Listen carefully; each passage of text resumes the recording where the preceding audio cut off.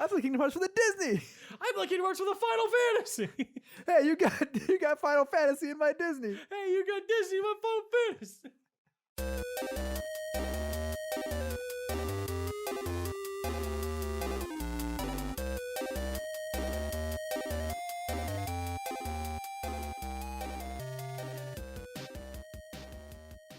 Hello, everybody. Welcome back to another episode of the ZymCast. Hey, Chase. How's it going? It's okay. Yeah, I'm Kyle. I'm Chase. I'm Cheyenne. Hi. Hello, everybody. We're in week 736 of the quarantine, and nothing will ever be the same. It's not true. Oh, okay. None of that is true. Oh, cool. Good. Whew. I was panicking. I've lost all concept of time. And myself. We do this every week, Kyle. What? I thought it'd been like 6 years since our last episode. The isolation's getting to me. Oh no, that's not good. Again, I see 3 human beings a week, like face to face. It does kind of weigh on you a little bit when you're used to seeing hundreds of people a day, even if you hate 90% of them. Yes, yeah. I understand. All right, so how's your week been, Chase? Okay. We watched more shows. Mm-hmm. Different shows. I've been watching Clone Wars. I watched a lot of Nice. episodes of Clone Wars yesterday. Nice. We started Tales from the Loop. Ah, yeah, that's out. First episode was trippy. Mm-hmm. That's all we Cool. got through. Fair enough. I've gotten through none of it. What's that even on again? Amazon Prime. Oh, is it like the whole season all out at once? I think so. I think I so. didn't actually look. I just pressed play on the Yeah, first we episode and then stopped after that. Fair 'Cause enough. We were busy after that. Yeah. But it's interesting. It looks interesting. It's good. Cool. I wanted to keep watching. Yeah. Someone wanted his nails done. I mean, worth it though. There you go. You do you. As long as you think that. What? Well, shouldn't you think it? Well, no, It's worth it? It's on your Yeah, but I took hands. away from you wanting me to watch the second episode because it was such a great show. Wink, wink. Not sponsored by Amazon. We're not. What? Are you keeping all the sponsorship money, you son of a bitch? What did I tell you about me and selling out? Anytime, anywhere, any price. $10, you got it. Oh no. I've set our price, $10 per sponsorship. That's all we're worth. Oh dear. It's just a a quarter for every subscriber. All right. Other things that I've been doing. We watched Frozen 2. Oh, we watched Frozen 2 finally. Yeah, And now you can let it go. Yeah. I can. Yeah. I mean, there were a lot of funny moments. There There were a few were. funny moments. I don't know if there was a lot of, but no, there was There a was good a amount. good amount. Yeah. Yeah. But one that sticks out that even Disney was like, this is our golden moment, and then recreated it at the very end. Yeah. That was the after credits. Mm-hmm. After credit scene, they recreated the best moment in the whole movie. Yeah. Good to know. It's Yeah. funny. It's funny. Cool. Don't watch it at some point. This maybe, yeah.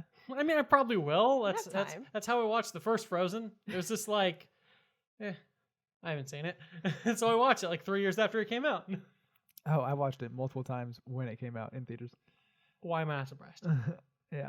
And then I've also been playing not Persona, which I should be. It's fine, Uh, dude. Play what makes you happy. I'm playing a lot of Apex still. Like I give you shit, but just play whatever makes you happy. Yeah. And then I upgraded my PC. I got 16 gigs more of RAM, so I can finally run Warzone now. Because even on 8 gigs, it wouldn't. No, it was not up. Like it would not run. So yeah, now I can play more games. Yeah. Hey, will he though? No. Maybe. No. It's okay. Admit it. You're just playing Apex, then you'll play Warzone for like a little bit, and then you'll be like, let's go back to Apex. Keep playing Apex for a while. Maybe you'll hop in some Siege, play with your friend.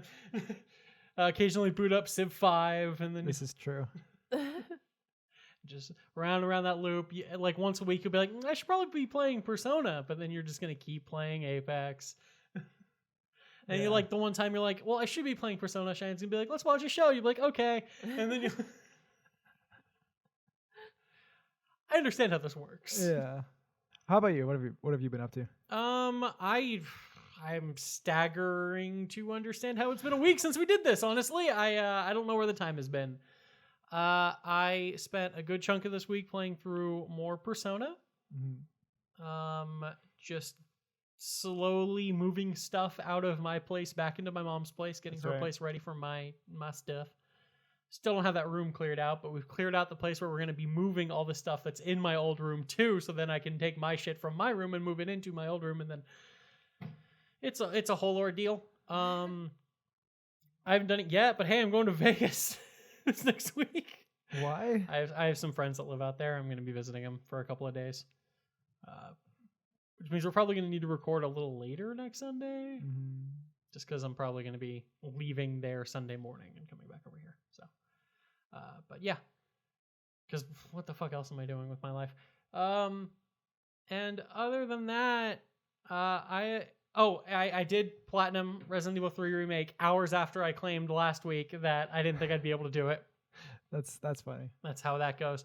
So I did get my April platinum then, but now I'm working on both the Persona 5 Royal Platinum and the Final Fantasy VII Remake Platinum, and I will be talking about that in a little bit because I'm going to go deep, not spoil things really, but I'm going to dive into this game because, oh my goodness, what an experience. Cheyenne, what have you been up to this week? Working. And working. How lucky you! Yeah. I've been playing Animal Crossing. Yes. Yeah. And I started playing Spyro. Nice. Because it's on Switch, and so I can actually finish my childhood favorite game that I never got to finish. We're living the dream. Yeah. Yeah, and cooking a lot too. And we are recording this on Easter, so anybody at home, happy Easter, like 6 days late. Mm-hmm. But hey, happy Easter! Happy I decorated my house Easter. Just for Bunny Day. I literally forgot until a couple days ago that it was going to be Easter today. It's Bunny Day. It's Bunny Day. I'm just like, oh yeah, that's right. Hey, guess what? The country didn't reopen. Nope. Yeah. Who knew? But yeah. What a shock.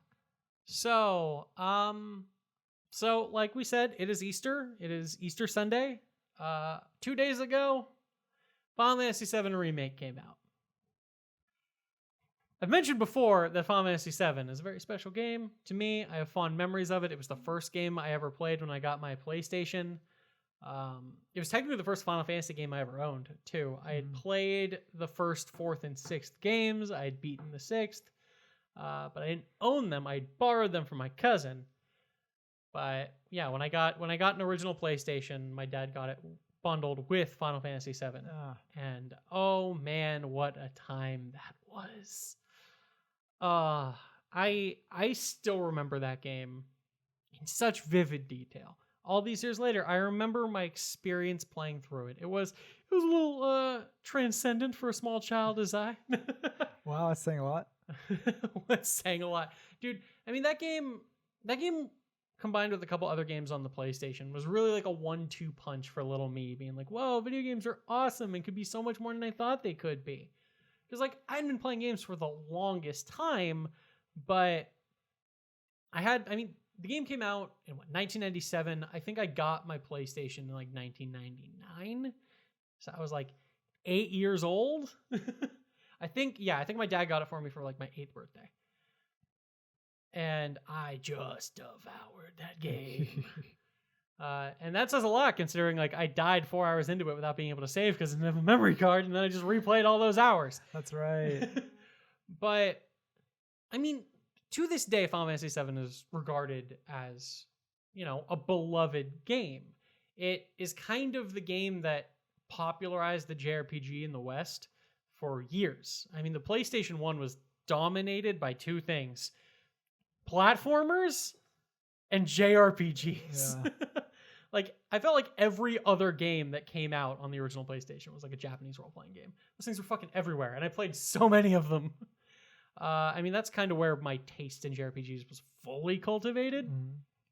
But Man, that game is something special. And like time and revisionist history have kind of like beat that game down a little bit. People are like, oh, you know, it's not the best Final Fantasy. Oh, it's not even that great. I mean, it's not my favorite Final Fantasy, but it's an important game. And I remember on the PlayStation, when the PlayStation 3 tech demo came out, I don't know how much you know about this, but they basically recreated, like at E3, when the PS3 was coming out, they recreated the opening of Final Fantasy VII in the PS3's graphics. And everybody's like, oh my fucking God, they're remaking this game. And they're like, look, this is what Final Fantasy VII would look like if we made it now. And people are like, wait, are you fucking kidding me? And basically since that day, Oh God. all those years ago, people have been like, so when's the Final Fantasy VII remake coming out, Square? 2020. 2020. But yeah, I mean, you got to understand, that was like a PS3 launch thing. When the fuck did the PlayStation 3 come out? 2008 or something? I don't fucking know. I've lost all concept of time. 2006. 6. So yeah. Just to give you an understanding here, people have been clamoring for this remake for basically 14 years. And I remember just like the teases that Square would do, like a couple E3s ago when they like announced that like Final Fantasy VII is coming to PS4, as in we're just releasing the PlayStation 1 version with HD with high definition sprites on the PlayStation 4, and people are like, okay, fuck you. And then eventually they dropped it. They're like, we're actually remaking this game with that trailer, and people lost their goddamn minds. And then we found out that they were outsourcing it to CyberConnect 2, those people that made the Naruto games. And they're like, them? And then years later, Square's like, actually, we didn't actually have faith in them. We took the project back and started over. I was like, this game is never coming out. And, you know, I'd have been fine with it. But now everyone's making the joke that people for the longest time swore this game would never come out. And now it'll be the last game to ever come out. So I have now completed Final Fantasy VII Remake in the 2 days since it came out. I started playing it right at 9 p.m. when it went live Thursday night. I basically played like the first 8 hours before going to sleep that day. Got like a couple hours of sleep to recharge my batteries. Basically played it all of Friday. Took a couple hours to sleep that night. Jesus. Had shit I needed to unfortunately do for a bit of Saturday. Got home, played through the rest of the game. Beating it took me about 33 hours, I'd say. And oh my fucking God, it's here and it is fantastic. Thank God.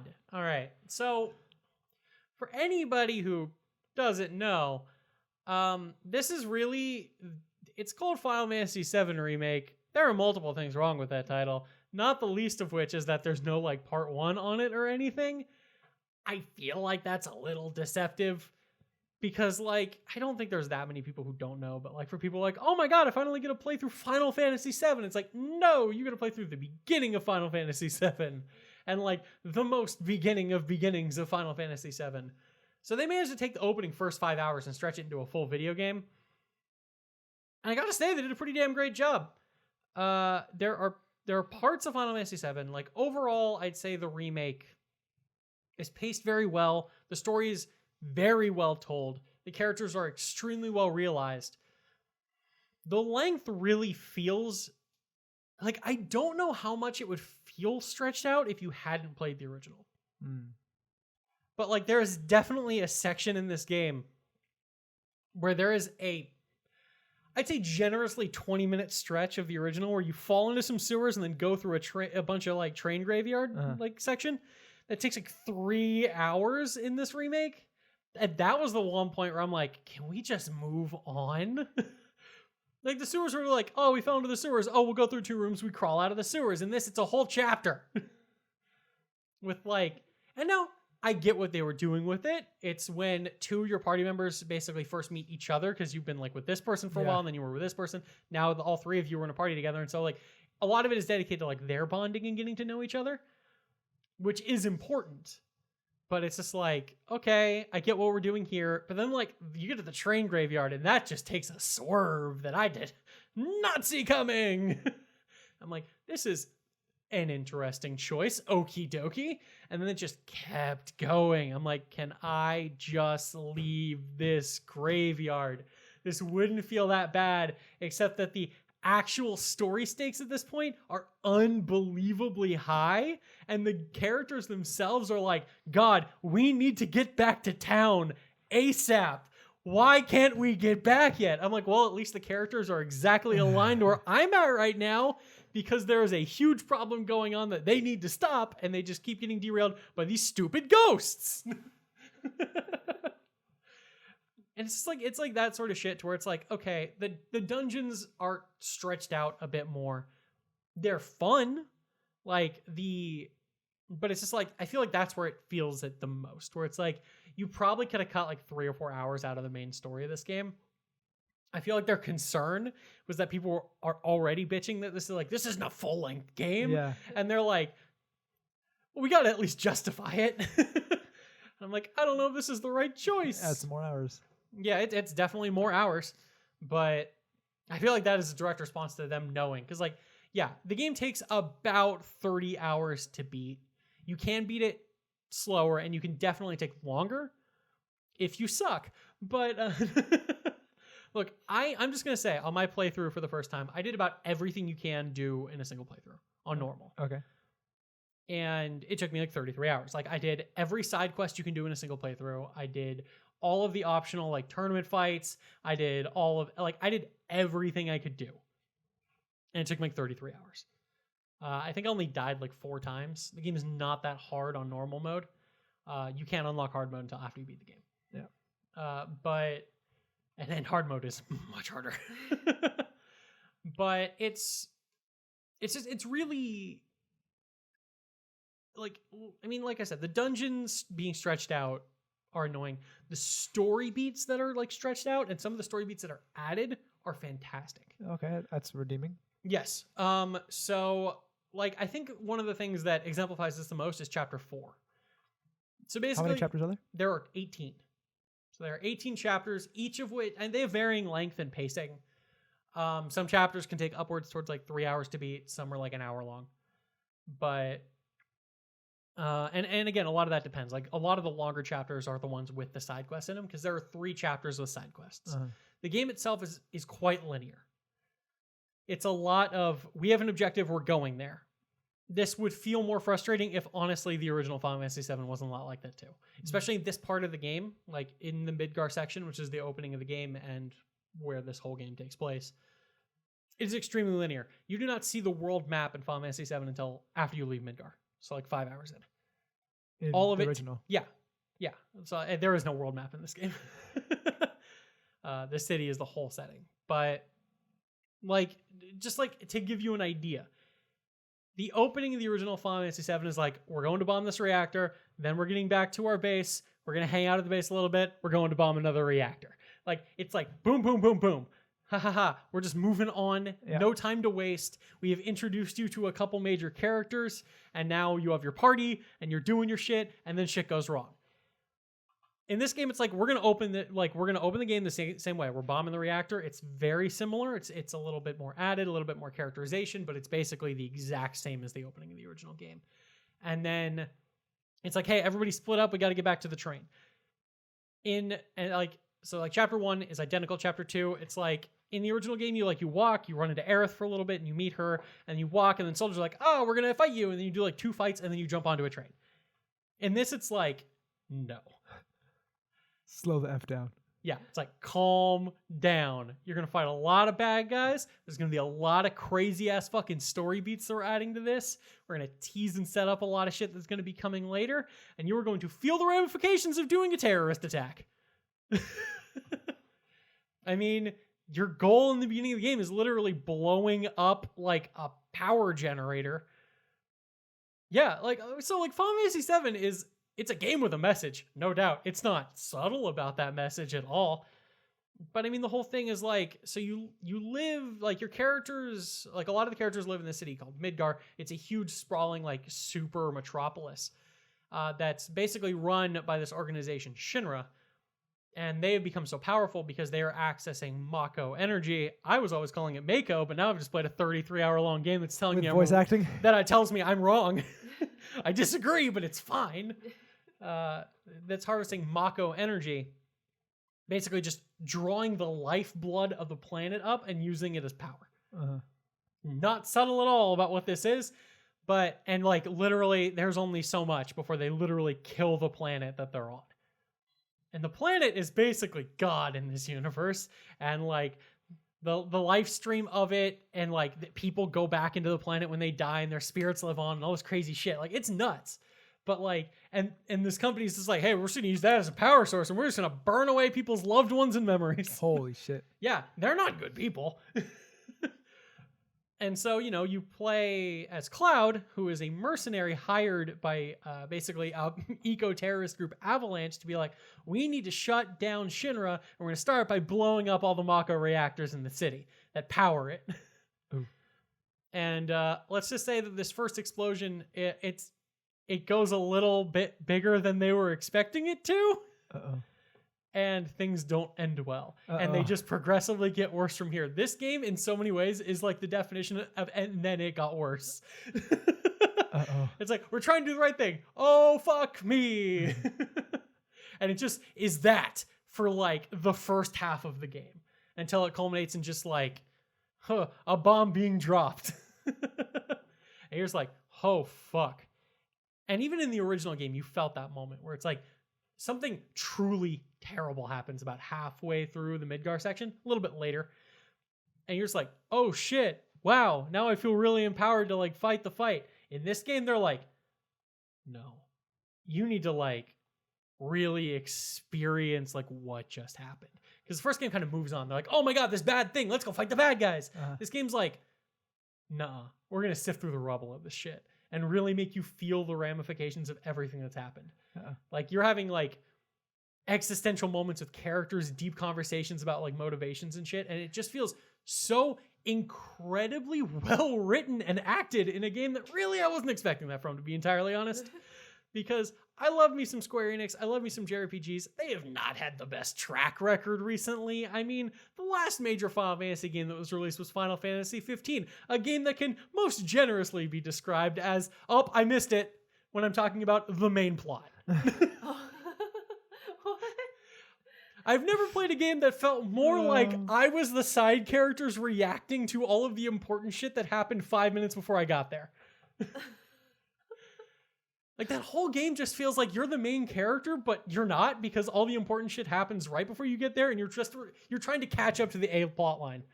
And then you do right at the end. It's ridiculous. You'd walk into a room and you just find the dead body of a major character. Like, how did they die? You'd show up just in time to meet the main female character, and now she is dead. And you're just like, what the fuck? You show up with the bad guy, and he's like, I've already done my plan. I'm like, why am I here? What is going on?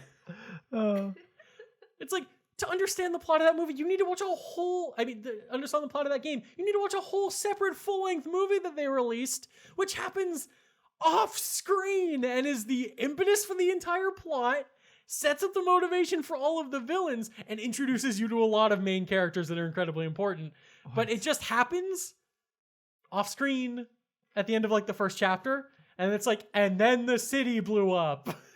And you're like, what happened? They're like, we gotta move on. If you care enough, watch the movie. It's like, what? I'm so glad I watched this movie before I played this game. It was the most baffling thing I'd ever experienced. There was a movie. There was. It's Kingsglaive. It has quite the rock star cast, honestly. But what's hilarious is all those characters do not have the same voice actors in the games and the movies. And someone's like, well, it feels weird hearing King Regis not played by Sean Bean now. What? Sean Bean. The Kingsglaive movie is actually really cool and interesting. Whoa. Yeah, quite the cast. Is Sean Bean, Lena Headey, Aaron Paul, yeah.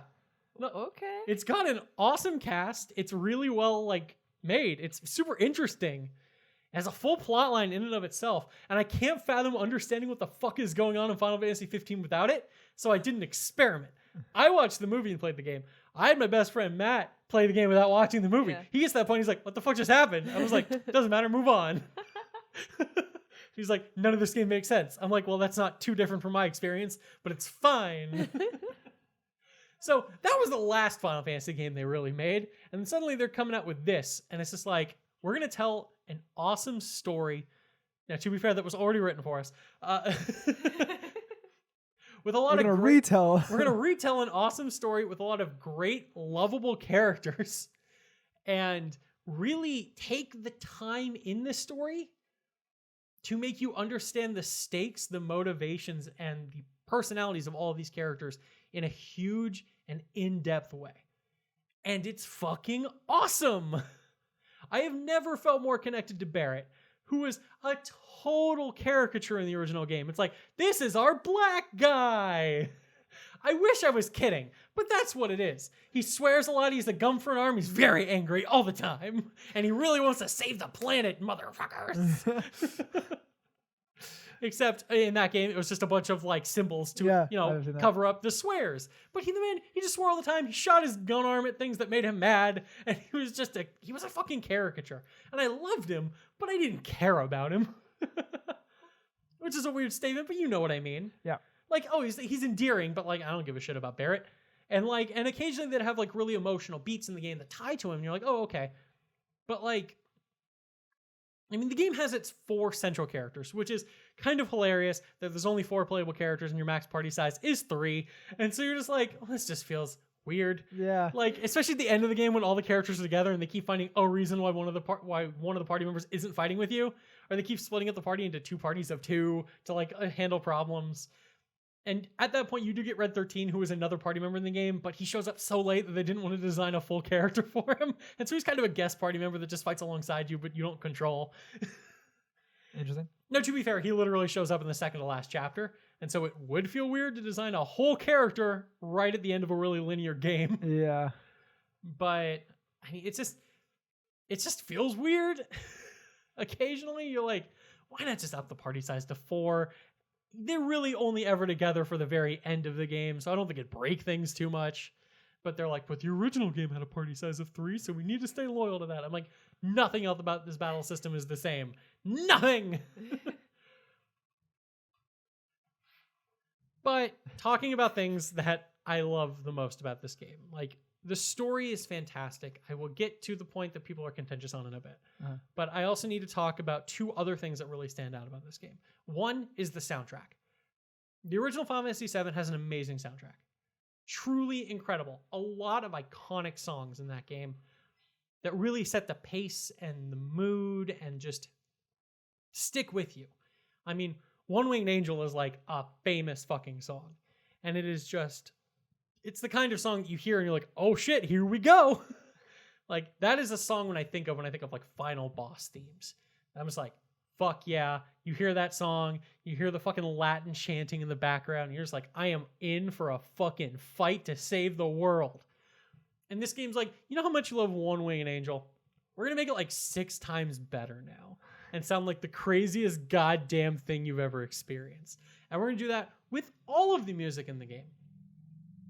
It's like, you know how you love the boss theme from Final Fantasy VII? It's such a great song. Well, we're going to remix that song for every single boss fight that it plays in to give it a unique feeling for every boss that fits the mood and tone of the game for it. That's cool. We are going to take music that you absolutely adore that feels linked to places, and we're going to give it new life. Everything is orchestral. Everything is remade. Everything is just beautiful. The new music is incredible. All of the improvements on the old music, I think, are improvements. Like, they really added to this. They give it a lot more life. This is just a phenomenal soundtrack to a game. And I don't normally notice music in games that often. So the fact that I cranked up the sound. I just had my headphones and I'm just like, oh my fucking God. Yes, I am on a journey. This is amazing. Just, it's so good. You also collect... one of the collectibles in the game are music discs. Okay. It's like you're collecting all these songs, which are like remixes of classic Final Fantasy VII songs in like different styles. Okay. And so you get like a jazz version of like this song, or like a heavy metal cover of this song that you can like play in the jukeboxes throughout the world and stuff. It's just like little touches like that are like really fun. And there's like 31 of these songs to collect. And I was like, dude, I am enjoying this game so much. Like, they put way more effort into this than they needed to. It suddenly makes sense why it took them 37 years to make this fucking game. But then another thing I need to talk about is the battle system. This is a little contentious for people. Because, frankly, it's not turn-based. Yeah, frankly. And there are some people who are like, thank God, and there are a lot of people who are like, fuck you. And I like to have an open mind about things. I've already played a turn-based Final Fantasy VII. It's a great game. To be fair, the turn-based battles in that game are super basic. Like, there's nothing super complicated about the battle system for Final Fantasy VII, even in regards to like other turn-based battle systems. It's just the battle system for Final Fantasy VI done again, except arguably more simplified. It's like that game works so well as like baby's first JRPG. Okay. Like, I don't mean that in a bad way. I mean Yeah. that game is super approachable because all it is, you have a bar. When it fills up, you do an action with your characters. All your characters, they all have their basic attack. They can all use items, and then they have like magic. And then depending on how you set them up, they can also get like special abilities. One of the biggest problems with the original Final Fantasy VII is honestly the characters are very homogenized in battle. Okay. To where, yeah, they all have their own stats and there are things that they're a little bit better at, certainly. Like, you're not going to have Aerith be built as like your fucking like main melee attacker. She obviously excels at magic, but like for a lot of the characters, they're just like, yeah, I had like the first time I played through the game, I had Cloud, Red 13, and Barrett as my main party. Red 13 was my main magic user. Barrett kind of functioned as my healer and tank, and Cloud was just my jack of all trades / physical character. But like, you don't need to set them up like that at all. It just depends on what you want. Really, you can equip every magic spell on every character. You can give every character every type of special ability that there is. Huh. They're completely customizable. The only difference is like their stats and their limits, which are like special attacks that you can activate if you can hit a lot. It's not that big of a deal. This game makes it so every character, even though there's only 4 of them to be fair, but all 4 of these characters feel phenomenal and extremely different than each other. I loved playing as 3 out of 4 of these characters. Now, I mean, you have Cloud. He's just your main swordy dude. He runs in. He's got a big sword. He's got a big old sword, and he's going to slash you with it. And so, yeah, he does his normal attacks. So basically the way it works, it's you run around in like an action RPG sort of style, doing fights, and then your ATB bars fill up, and when they fill up, you can basically pause time, open up a menu, and do special abilities with them. That's how you cast magic. That's how you use your skills. That's how you use items. And you have to basically use these ATB bars. The bars fill up slowly over time. They fill up faster if you're attacking enemies. It's very simple. But to compound that during just the running around action RPG sections, every character has square, which is their basic attack, and then triangle, which is something unique about them. Yep. So for Cloud, triangle switches in between 2 modes.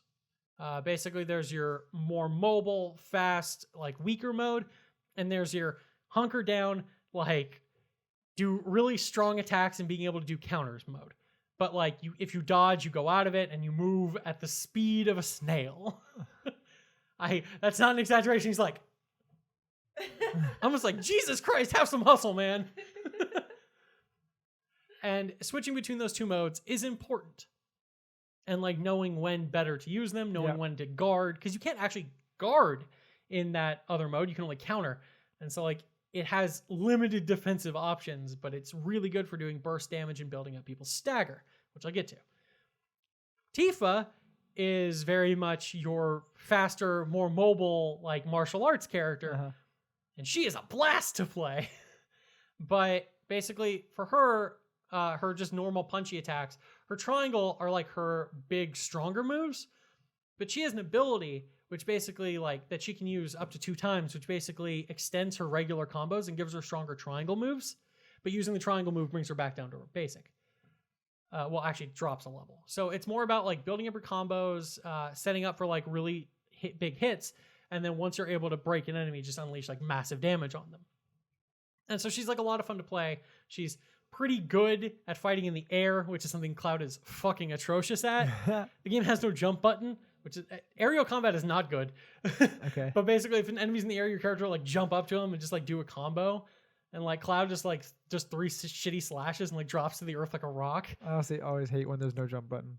The game would not work well for a jump button outside of combat, and every button in this controller is used. Okay. This is one of those games where even outside of battle, you can't just like press triangle to go into your menu because that's already used for something. You need to press the start button. That's like the only open button on the controller for a menu. I'm just like, well, fuck, okay. But yeah, so that's something that is annoying. I'm like, I really wish I could just jump in the air, especially because there are a couple enemies in the game that climb walls, but it doesn't trigger the jump animation. And so I'm just like, well, I'm just attacking the ground beneath this, like the wall beneath this enemy. Yay. Then you have Barrett, the man with a giant gun for an arm. Yeah. Which they never explain in this game, which is kind of hilarious. I mean, to be fair, you never really got an explanation until later anyway. But nobody seems to touch on the fact that he has a gun for an arm, except for the people who just know to look for a man with a gun for an arm. No one questions it. I feel like it would come up. Is that not normal? He doesn't have a hand. It's just a gun there. It could be Final Fantasy lore. I don't know. That's not normal. There are only 2 people in the entire world of Final Fantasy VII with guns for arms. And they're friends.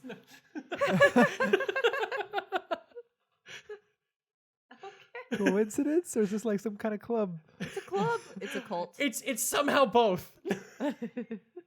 It's somehow both a coincidence and it happened at the same time. Oh, God. It's like they both were holding hands and then they got shot there.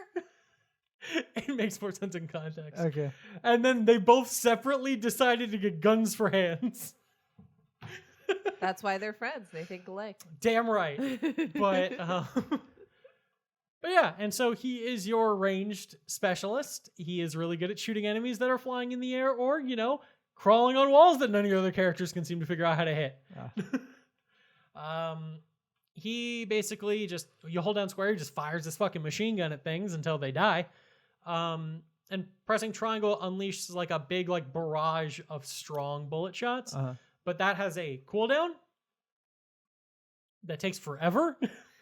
But if you press triangle when it's cooling down, he kind of like cocks his gun arm and it like gives you a chunk of it back. He Henry Cavill's it. Damn right. Henry Cavill before it was cool. But yeah, and so he kind of cocks it to get like a chunk of that back. But then you discover, if you're paying attention, that if you do a square combo until the end when he does like a slightly stronger shot at the end of that, and then you press triangle, it's a much faster charge. So like balancing that and stuff is like key to making sure that like you can get like his triangle attack back and shit. It's, there's a little bit of strategy to it that kind of helps, because otherwise than that, Barrett is just the guy who stands in the back and holds down square to shoot things. I'm like, yeah, without this triangle function, he would be the most boring character to play as, except that still wouldn't be true, because then there's Aerith. Oh, poor Aerith. I love Aerith in this game more than ever, but dude, I hate playing as her, because her function is also just hold down square to shoot magic attacks at things. But whereas Barrett just fires a machine gun at things, she just kind of like swings her staff and like a thing of magic will go, and then a thing of magic will go, and then a thing of, I'm like, I feel so ineffective here. I'm just like, this isn't bad. It's just in no way exciting. And then triangle, she can either press it to do like to shoot a couple things of magic at an enemy, or she can hold it down, charge it up, and then shoot this thing that like summons a crystal at a thing, and like 3 seconds later it'll explode, and you really better hope the enemy didn't just walk away. Which happened all the goddamn time. I was like, fuck you, game. Why would I ever do that now? Because it never hits anything. Regardless. They all have their niches, and they all like fill roles, but just like Final Fantasy VII, there's a lot of customization to these characters. So you have the materia system, which came back from Final Fantasy VII, which basically every character equips 3 things. They equip their weapon, they equip like their armor, which is really just like a bangle that they wear, that all have like various like stats and shit. and then their accessory. The weapon and the armor slot all have materia slots in them. And basically, a materia slot is just holes in a weapon that you can shove materia into. It dictates how much materia you can have equipped. Materia is where all of the magic in the game comes from, along with all like the support skills. So, like, say you have like your fire materia. If you slot that in, somebody will now be able to cast the fire spell. Okay. Like, also materia can level up. You earn, basically, like, in addition to experience, you also get like AP, which like builds up and eventually will like level up the materia, and then you can cast Fyra and then Fyraga and like Oh yeah. yeah Yeah. the three elemental spells that are in all Final Fantasy games in Kingdom Hearts. Yeah. Figured that was your touchstone to that. Yes. And then but then there's like that's also how you get like the healing magic. But in addition to just magic, there are also like, well, this is just like HP up, which just gives you a percentage increase to your HP. There's like steal, so now you can steal things from enemies. There's just like all sorts of materia that do all sorts of things. There are also So it's magical to steal things from enemies? damn right it is. It's a magical gift. You can't do it without magic. Nope. How often do you steal things from people, Jay? It's because you don't got enough materia, man. But Hey, Ezio Auditorio di Firenze didn't need no materia. how do you know? Maybe he had that steel just like in his jacket. You don't know. It's aliens. It's aliens, man. Aliens. They're from the world of Final Fantasy. Well, I gotta tell you, in Final Fantasy VII, an alien is a key plot point. But Dun dun dun. I don't know how much of a spoiler that is these It's days. all coming together. I don't know how much of a spoiler that is these days, but one of the main villains is definitely a space alien. So, I guess it makes sense when your planet is your god. The biggest threat to it would be something that isn't from it. Is he he's a big cat alien? No, This is in Dragon Ball. no, this is not that. A big cat alien. I didn't watch Dragon Ball. Beerus is not a villain. I would know. The god of destruction is everyone's friend. As long as you feed him. All right. What? Dragon Ball is a silly, silly thing. Back on track. So you slot in materia, and that's how you kind of customize your characters. It gives them a small stat boost, but it also like enables what they can do in combat. The other customization, which is unique to this game, is also your weapons. So every character, I think, caps out at like 6 or 7 weapons. So there's not that many for all 4 of them, but every weapon is unique. And all of them are equal. Well, I don't know about equally usable, but they're all like comparable versus being like straight upgrades. Okay. They all kind of have their own role. So, like, let's take Cloud, for example. He has his Buster Sword, his classic, huge-ass, stupid sword. And for, like, most of the game, it'll totally do your needs. It's pretty well balanced. It's really good at physical attacks, but it also can do magic, no problem. It has a decent number of materia slots, so you can equip it. Like, you can equip some magic and stuff. But the next weapon he gets is a weapon that specializes more in magic. And so it has like an extra materia slot, so you can use more magic with it. It does a little bit less physical damage, but it buffs up his spells. But also every time you level up, you get like skill points that you can then use to basically level up the weapon. You like enter like this series of like spheres that all have different like upgrades for it that all have like a set cost. So it's like, well, I have like 10 skill points and I have like 6 options that like, I can like either increase the attack of this or like, hey, if this person's using this weapon and their health gets below 50%, suddenly like they get more defense or like all that stuff that kind of like makes the weapon even more customizable and more unique at what it does. And the more you level up, the more of these options you get to where like by the end of the game, you just have like a shit ton of options and a shit ton of points. And like every weapon you can kind of build to exactly where you want it to be because you level them. All of the weapons gain the same amount of skill points. You're not like deciding which weapons I want to invest in. It's more just the farther you go into the game, the more customizable every weapon gets as you level up. Okay. And so like it's like it's nothing crazy. And honestly, the more weapons you get, every time you level up, you're like, fuck, okay. Need to go through all 6 of these weapons and level them up exactly the way I want them to. But it really does make you feel like all of these are viable except for the nail bat, which is garbage. But Is that a bat with nails in it? it is. It's a joke weapon, and it feels it. It's like really good at doing very specific things that I never cared about. But like every weapon feels like it has its use. Every weapon feels like it's a viable thing. It's like sometimes because the story dictates your party composition 100%. Like there's almost no time in the entire game you're like, I want to take this person and not you, Barrett. Fuck you.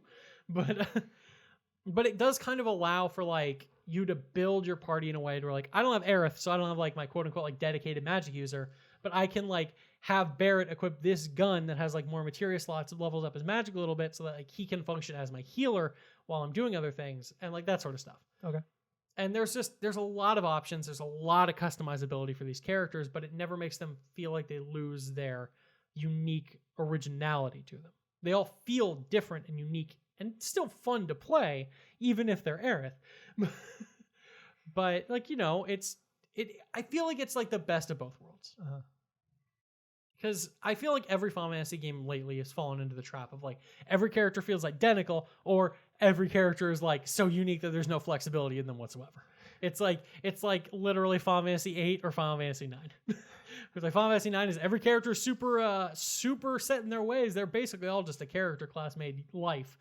And like Final Fantasy VIII, it's like I couldn't tell you what any of these characters have that are different about them. It's entirely up to you. Who gives a fuck? And yeah, so it really worked. And then it's like for 90% of this game, shit's going great, man.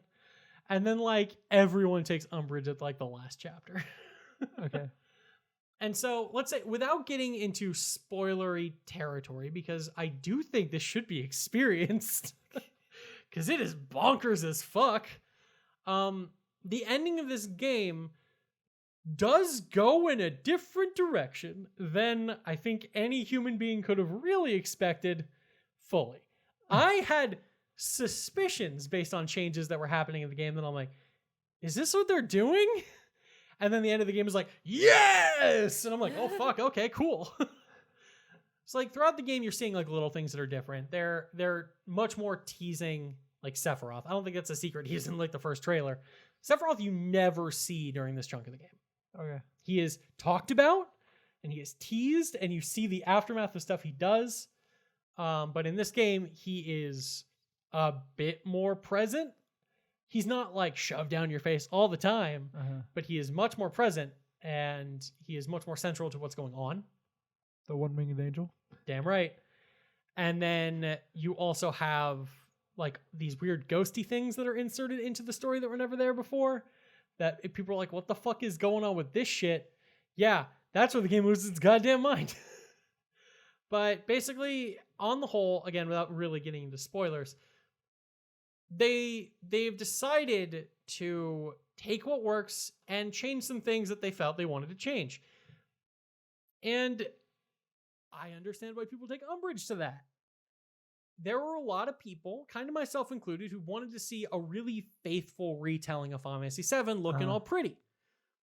There are reasons to believe that's not going to be what we're getting. And a lot of people are upset about that, and I totally get it. But I'm actually really curious to see where the fuck they're going to take things from here, because I have already played Final Fantasy VII. I already know that story. And I'm curious to see the little things that they do that might make it a bit more unique and a bit more interesting. And so I'm okay with that. I'm down to clown, as they say. I'm down to clown, as they say. But, I just really think that if you go into this game with an open mind, you could probably really have a great time with it. Just kind of know to be aware that they do take some creative liberties here. In small and occasionally large ways. And I think going in with the expectation, because it's literally called Final Fantasy VII Remake. Yeah. But in a lot of ways, it feels a little bit more like a reboot. And that's what a lot of people, now that they've beaten the game, are kind of talking about. Final Fantasy VII reboot. Yeah, it's not as good as sounding. I just kind of find it funny that like the one game, like, you know, because we've had all these games now where they're like, we're just gonna slap the original title onto a game, but it's not the same game. Like God Star of Wars War, Battlefront. God of War, like God of War is God of War 4. Like, what are you doing? But this game is like Final Fantasy VII remake, and people are like, there's a lot different now. I don't know. Just found it kind of funny. Yeah.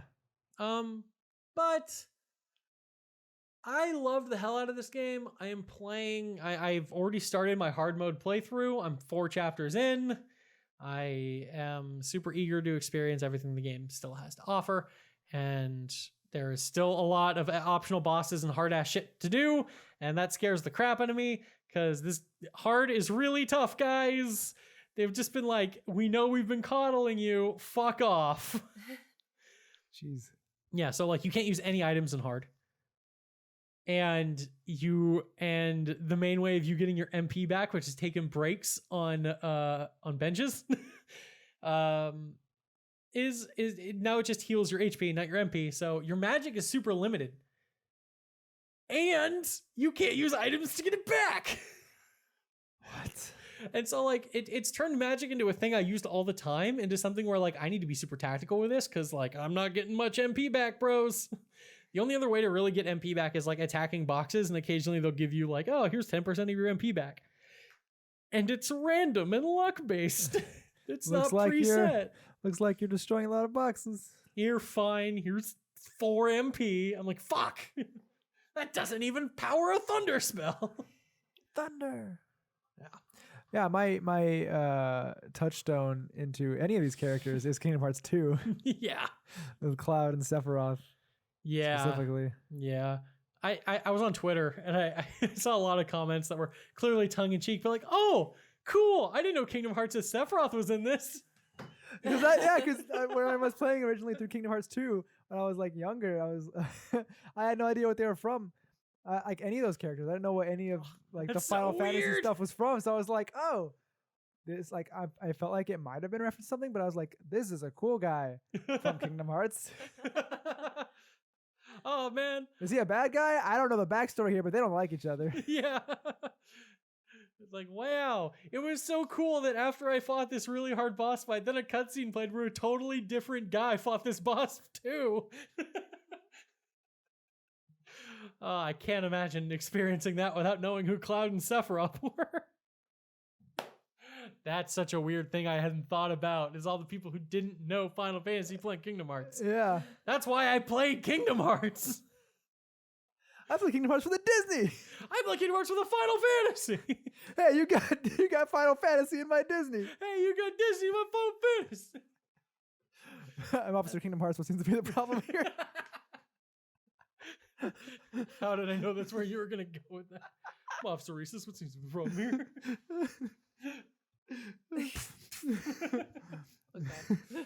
Oh man. So yeah, if you like video games, play Final Fantasy VII Remake. I'm actually really curious to hear people's reactions for people that haven't played Final Fantasy VII before. There are parts of this game where I'm like, this would work so much better if you hadn't played Final Fantasy VII. And there are parts of this game where I'd be like, I would honestly think I'd be super fucking confused if I hadn't played Final Fantasy VII before. Like, I really do feel like in some ways they like expect you to know what's going on sometimes. Yeah. And it's hard to explain because they I don't know if it'd feel like a sequel tease more than like just a thing, because they show you a character and it feels like they just assume you know who the fuck they are. Yeah. But the game never bothers explaining who the shit they are, and then the game ends. And I don't know if you didn't know who that person was, if you'd feel more like, ooh, what's going on there? Or if you'd feel like, what the fuck just happened? And I feel like I'm worried it's the latter. Yeah. But, you know, if you just go in with an open mind, knowing that a sequel will definitely come in 6 to 8 years, and then maybe you'll get some more answers. I have no idea how many parts this game is going to be. We have the first 5 hours is adapted into 30 plus hours. Now, to be fair, the rest of, Final Fantasy VII is not a long game. It takes like 40 hours to beat, maybe. Well, I mean, by that math, that if I know you there's take like every 8 5 hours chunk and make it 30 hours. There's not going to be 8 games. I'm guessing 3 or 4 games, realistically. Jeez, okay. Because Midgar is super dense in terms of like plot and importance. Uh-huh. I feel like the pacing for the rest of the game works totally fine at how they've established this. Midgar has so much story that it just fucking bum rushes through in the original Final Fantasy VII. Mhm. They're like, we don't have time. And I think like, you know, like going out into the world and going from place to place and exploring more, I feel like would work better at the same pace as the original game, with them taking more story beats to like have more story. But there's a lot more longer dungeons. There's a lot more like actual like plot relevant shit going on moment to moment, beat to beat, that I don't think they need to add as much stuff. So I'm curious. My guess, like a lot of people are saying 3 games. I'm like, I don't know about that. They're like, well, there's 3 discs. I'm like, this was the first half of the first disc. Actually, it's like the first third of the first disc. And then people are like, well, maybe they'll end it after the ship. I'm like, that's like 3 hours more into the game. No way. I know that feels silly, but there's way less story going on in that period of time. I don't know, man. It's a mess. Okay. But there's more on the way eventually one day. Who knows? Who knows what the world will be like after we're done here? Or it'll be Midgar. I wish. Just take all the planet's life force and use it to power my car. Wow, who would think that would be possible? That is no way to make No one. I will say though, really quickly, it is really funny how much Final Fantasy VII is clearly 23 years old when you play it now. Because like they've clearly adjusted it a little for this game, but like it's hilarious playing the original game where they're like, it's Japan. It was 23 years ago. We didn't know better, I guess. But clearly Mako was like nuclear energy. And there's literally a point they're like, we got to go back to the coal. I'm just sitting here going, no, go back to the nuclear energy. It's like, stop it now. It's like, we got to save the planet. My coal mining town will save us. That's funny. It's great. Like they didn't know the truth. It was only 1997. Yeah. But like legitimately, if you are in the mood for like an interesting story with some great characters, this is the game for you. It's really fun to play. It has great music. Just give it a shot. Like I really like this game. It is well acclaimed. Like there are people who are upset about it. They do appear to be the vocal minority. Because if you go on like Metacritic, the game itself is like an 86, and even like the user reviews are like an 8.0. So like it's not like a lot of people are like losing their fucking minds about this game. It says there are a couple of people who are like, fuck you for changing anything. I love things exactly the way they were. Which I get, but fuck you. Because, you know, then you'd be playing a 5-hour long game, but then bitching it was too short. Right? Am I wrong here? Yeah. And they're like, well, you should have just remade the whole game. I'm like, this game is so much better than what it was before. And I'm not saying this game is better than Final Fantasy VII. I'm saying that this game improves upon the section of Final Fantasy VII that it adapted. It's hard to explain.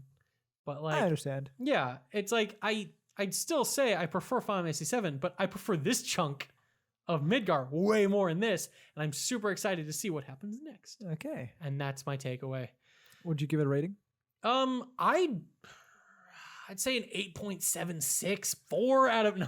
An 8.764. No, we got to be as arbitrary as hell. I'm gonna say like 29 over 4. No. I don't even know what that is. It's not good. No, I don't know, like I'd probably say like an 8.5. Like I love the hell out of this game, and like that's a bit more of an objective number for me, because like you know, if I'm talking about like how my own personal feelings of this game, I cried like 4 times playing this game. Like this was a transcendent emotional experience for me. Like this is an 11 out of 10 game, but like realistically it's like an 8.5. It's fair. Yeah, like this game is something special for people like me who this game was a huge chunk of their childhood. But like realistically, it's also just a really well-made game that's a lot of fun to play but has its flaws. There are flaws. There are pacing issues. There's a character that's much less fun to play than all the others. And you should be playing as all the characters. That's really annoying. Every time I needed to press up and jump over to Aerith, I'm like, I need her to be able to cast magic, so I need to be pressing square and standing in the back and watching Cloud do all the fun shit. But yeah. Play this game. It's a blast. And just keep an open mind, please. That's good. That's my Final Fantasy VII breakdown. I said this on Twitter, but I'm probably gonna put like an ending rant on the channel at some point, which is me yelling at a camera about the ending for a little bit with spoilers. Because I want to spoil this so bad, but I don't want to put spoilers in this. No. So that's what I've been up to the last 2 days. It's basically consumed my life. I'm running on very little sleep. Oh God, help me. I'm sorry. Bye. Actually, there is another game that I've been playing. What? Oh yeah. No, I mean I just like barely played it, but What? Elite Dangerous. Ooh, Yeah. I love Elite Dangerous. I played the tutorial. That's not the most fun part of Elite Dangerous. I was like, when I loaded into it, and I was almost sick. Ooh. because of the control, at least the way the controls were set up, and my freaking ship kept like, yeah, it was. Oh, that's just the thing. Yeah. Yeah, it was weird. I wasn't used to it. That has never bothered me. Well, I have the power. yeah. So maybe I'll play more of that, but that was It's worth it. It's a super fun game. random. I'm just going to get back to Persona 5 Royal at some point after I'm done with my hard playthrough. I'm sure I'll finish it tomorrow. That's all I got. Okay. Yeah, I mean, that's it. I just rambled a lot today. I'm so sorry. It really was a ramble fest. But, you know, it's hard to talk about without just diving into why. So I just had to ran some shit. Play this game. That's my opinion. Play the game, please. I'm sorry. Thank you. I'm going to go to bed now. Good night, everyone. All right, thank you for watching. Everyone, stay safe out there and play Final Fantasy VII Remake Or the original. The original is good too. or the original. Or the original. Okay. He says it's good too. Well, I'm Chase. I'm Kyle. I'm Cheyenne. Bye. Bye, everybody.